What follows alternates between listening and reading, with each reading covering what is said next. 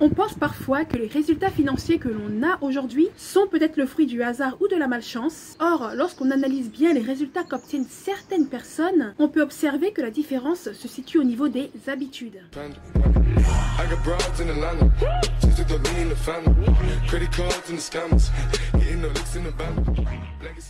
Hello à tous, j'espère que vous allez bien et que vous avez passé un excellent week-end. Nous sommes exactement le lundi 16 mai et aujourd'hui dans cette vidéo, j'avais envie de vous partager les 6 mauvaises habitudes que vous devez absolument éliminer, qui vous empêchent et qui vous freinent aujourd'hui pour atteindre votre liberté financière. Donc si c'est important pour vous de pouvoir vous libérer de ces mauvaises habitudes, restez bien jusqu'à la fin de cette vidéo. Au passage, je vous invite à vous abonner et à liker la vidéo si le contenu vous plaît. Alors j'espère que vous allez bien m'entendre parce que j'ai oublié mon micro dans la boutique. Il y a des habitudes que l'on fait systématiquement chaque jour qui permettent soit d'aller vers ses objectifs de liberté financière ou soit de s'en éloigner. Alors la première mauvaise habitude, c'est d'attendre une solution venant de l'extérieur. Oui, vous voyez, on attend cette solution qui vienne de l'extérieur. Et ça, on le voit très souvent. On peut se dire par exemple que c'est l'État qui va me sauver. Ou alors vous allez même vous dire, j'ai besoin que ma retraite soit financièrement plus intéressante. Donc, j'attends que l'État augmente la retraite. Ou même, vous allez peut-être vous dire, j'attends que l'État veuille un jour augmenter le SMIC pour mieux vivre, pour être mieux financièrement. Et ça,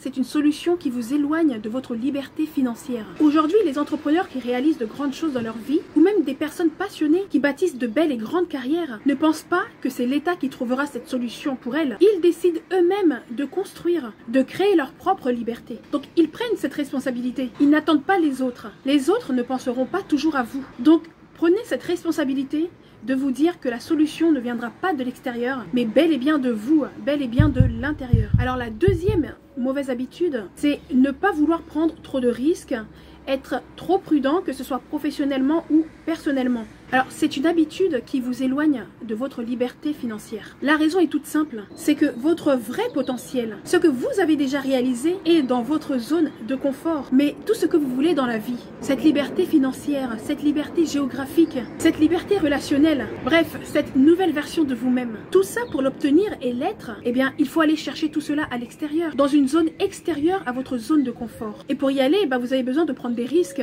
du moins d'accepter d'en prendre, de vous mettre parfois en danger.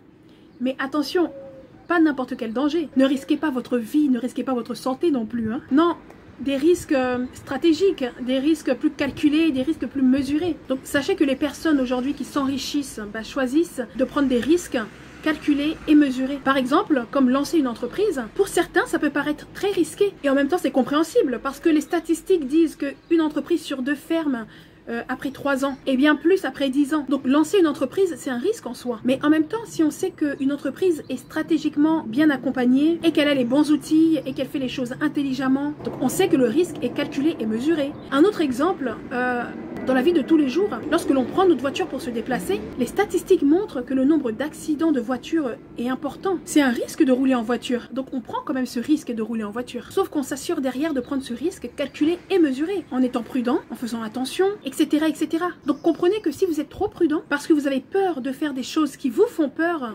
logiquement, sachez que derrière cette peur se trouve votre liberté. Donc vous avez besoin de modifier cette habitude pour faire des choses qui vous font peur, qui vous défient, qui vous mettent hors de votre zone de confort. Parce que c'est hors de cette zone de confort que vous serez la personne que vous rêvez d'être. Alors la troisième habitude, je dirais, c'est d'être accompagné de mauvaises personnes. Fuyez les mauvaises compagnies. Ça c'est vraiment un conseil, mais vraiment que je peux vous donner. D'ailleurs, on dit que chacun d'entre nous, nous sommes la moyenne des 5 personnes avec lesquelles on passe le plus de temps. Donc tu n'as qu'à regarder avec qui tu passes le plus de temps et tu verras pourquoi est-ce que tu es là où tu es aujourd'hui. Les amis influencent énormément nos décisions, nos centres d'intérêt, nos dépenses également. À l'époque, j'avais une amie qui voulait toujours aller en boîte de nuit, tous les week-ends, qui voulait sortir et claquer son argent. Sauf que moi, j'étais déjà dans une autre mentalité. Je voulais entreprendre, donc il fallait que je fasse un peu plus d'économie pour pouvoir réaliser mes projets, réaliser mes rêves.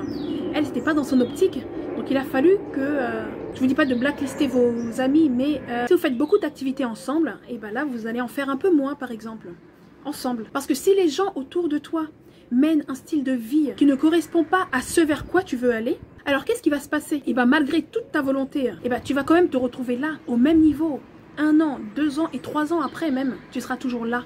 et tu ne vas pas avancer. Il y aura toujours des choses dans ta tête, il y aura toujours des projets dans ta tête et malheureusement tu ne vas jamais concrétiser tes projets parce que tu es mal entouré. En réalité, tu n'es pas dans un environnement favorable, tu n'es pas dans un environnement propice à ton émergence et à ton épanouissement. Alors la quatrième habitude, ça rejoint un peu l'habitude numéro 3, là c'est de fréquenter des personnes toxiques. Vous savez, les personnes toxiques, c'est ces personnes-là qui vous aspirent toute votre énergie, qui vous prennent énormément d'énergie, qui vous prennent toute votre belle humeur. J'entends souvent, oui mais je ne choisis pas les personnes autour de moi. Vous n'avez pas choisi les personnes qui étaient autour de vous au début, lorsque vous êtes né, lorsque vous avez grandi, mais lorsque vous en êtes conscient, vous avez le choix de modifier l'entourage, le choix de modifier l'environnement. Ces personnes qui vous prennent de l'énergie, qui vous empêchent d'avancer, vous devez apprendre à les gérer, vous devez apprendre à gérer vos relations avec elles. En fait, aujourd'hui, il faut savoir dans quelle direction vous voulez aller. Ces directions-là ont besoin d'être alimentées par des personnes qui vous enrichissent à tous les niveaux. Donc, changez cet environnement toxique par un environnement porteur. Donc la cinquième mauvaise habitude, je dirais, c'est d'être perfectionniste. On peut penser que c'est positif, parce qu'on se dit qu'on fera des choses plus belles, on fera des choses qui sont mieux travaillées. Ok, si ça vous aide à faire des choses plus belles, mais lorsque cela vous empêche d'avancer, de réaliser des choses qui sont plus importantes, lorsque cela vous empêche de poser des actions, là ça devient contre-productif. Cette habitude-là n'est pas une habitude qui vous porte vers le haut. Observez tous les entrepreneurs qui bâtissent de véritables carrières et qui réussissent dans leur vie. Eh bien, ces entrepreneurs-là savent faire en sorte de lancer les choses rapidement pour les corriger en cours de route. Et donc la sixième et dernière habitude, mauvaise habitude, je dirais même, d'être trop souvent sur les réseaux sociaux pour les mauvaises raisons. En fait, les réseaux sociaux font partie de cette chose-là qui peut être positive, mais aussi très négative. Parce que ça peut tourner à l'addiction pour certaines personnes. En fait, quand tu commences à regarder les réseaux sociaux, c'est fait de telle sorte que tu ne t'arrêtes plus. Ce sont des pages infinies. Tu vas commencer à descendre et à scroller comme ça jusqu'à l'infini. Et donc, tu peux regarder la vie des gens comme ça jusqu'à l'infini, mais ça va t'apporter quoi au final? Qu'est-ce que ça t'apporte? Rien. Donc, tu vas passer ton temps à regarder, à mettre des commentaires, à mettre des j'aime.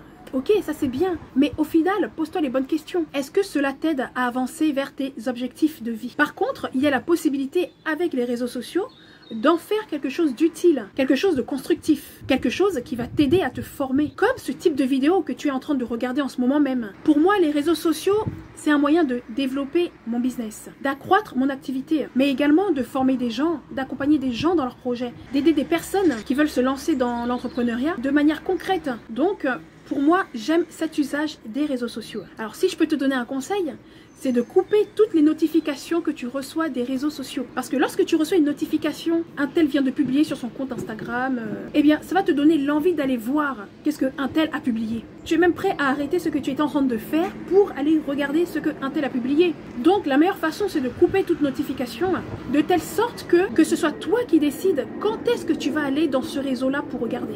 Il faut que ce soit toi qui décides à quel moment dans la journée tu veux aller sur Instagram, voilà, pour regarder telle ou telle chose. Mais il ne faudrait pas que ce soit la notification qui te dise d'aller regarder. Donc voilà, la vidéo touche à sa fin. C'était les 6 habitudes en gros qui m'ont aidé moi-même à me dépasser, à me développer, à épargner davantage et même aujourd'hui à acquérir cette liberté financière. Il y a sûrement des choses, des habitudes que je n'ai pas citées dans la vidéo. Dites-le moi en commentaire. J'aimerais avoir votre avis à ce sujet qui est vraiment important. Il faut que les gens apprennent à se sacrifier. Il faut que les gens apprennent à payer le prix pour ensuite récolter le fruit de vos efforts. Donc comprenez à travers cette vidéo qu'il faut bâtir des choses sur le long terme pour obtenir les résultats de nos stratégies, de nos efforts. Donc j'espère que cette vidéo te sera utile. Si vous avez des questions, vous pouvez me les poser en commentaire également. Et puis on se retrouve dès la semaine prochaine pour une nouvelle vidéo. Prenez soin de vous. À bientôt. Ciao.